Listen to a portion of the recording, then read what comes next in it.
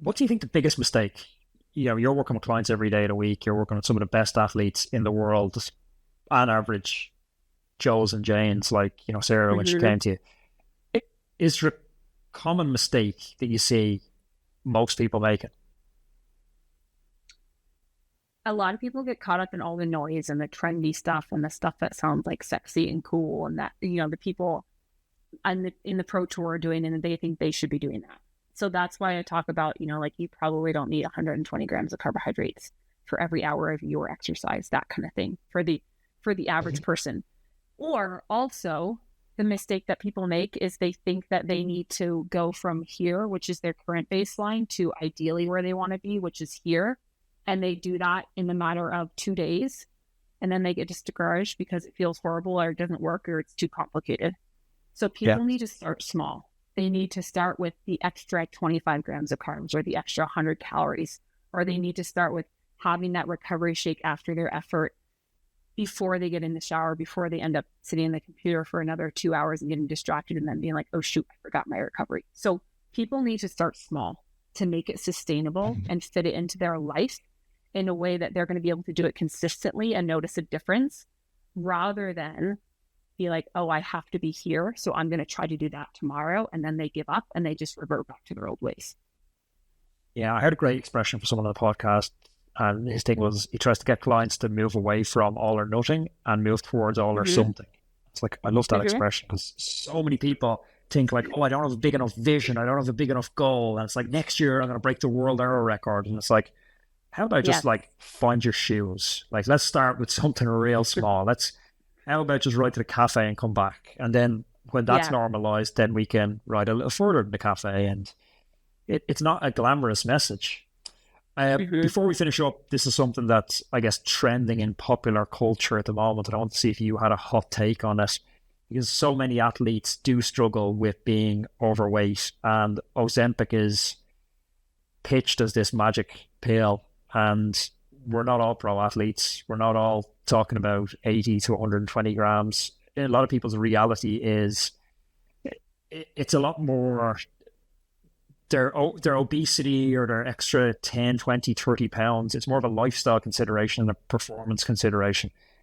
Have you Mm-hmm. thought about Ozempic, if it has a use, or you think it's like totally to be avoided? It has a use for some people, but for most of the time, there are so many other things that they can do before they get to Ozempic, right? So with Ozempic, it's like the worst thing you can probably do is try to do Ozempic on your own and not consider all the other factors that come into play if you truly want to make this a lifestyle change, right? Because that's really what it comes down to, is like, is it even worth doing something that's going to last for a short period of time and then you're going to go back to your old ways? In my opinion, probably not. Like, we're here to do these things for a lifestyle change. And if we're looking for a quick fix that's going to give us results for the next 6 months, but we're not going to get into all the other nuances that make us a human and an individual, then we're missing a big mark here. So it's an interesting thing, but we are just more complex physiological, psychological beings than what an Ozempic injection is going to do for us most of the time.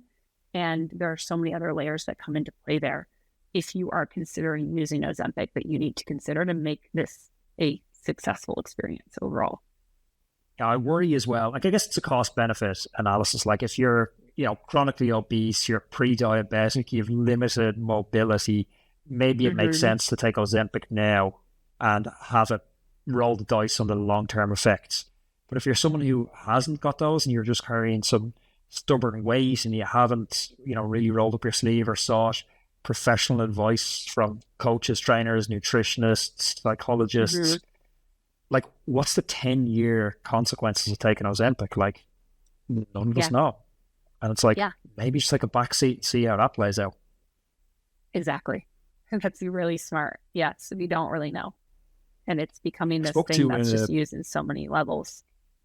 I spoke to a surgeon a while ago on the podcast. His name escapes me. And he had a really interesting point on, he thinks cosmetic surgery should be accompanied with mandatory counseling, otherwise it's pointless.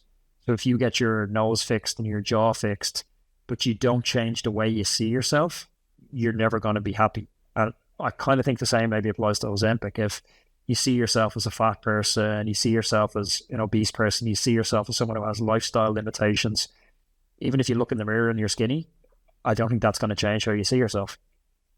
Absolutely.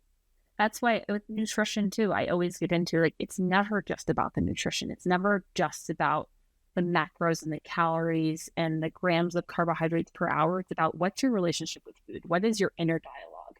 What are the things that maybe your parents said to you when you were young that are shaping the way that you think about food now? All of that kind of stuff matters, because that is really what's consistent, right? Like, so much of our brain space is this inner dialogue, and a lot of it is negative. And if we don't address that when we're thinking about making these other changes, we're missing a massive piece of the puzzle here. I think that was brilliant in one of your first answers where you talked about Haribo, that it's like you differentiated it immediately from eating Haribo on the bike when we need the fuel versus eating Haribo on the couch watching Netflix. Because implicit in that, it's a disarming of the morality that goes around food, where we start to tag foods as good and bad. That's just a really bad place to be. Exactly. Yeah. There can be a time and a place for all that kind of stuff. You just have to know what that time and place is and be intentional about it. If you enjoyed this conversation, please click up here. There's another video I know that you're absolutely going to love. Click over here and subscribe to the channel so you don't miss any of our amazing upcoming guests.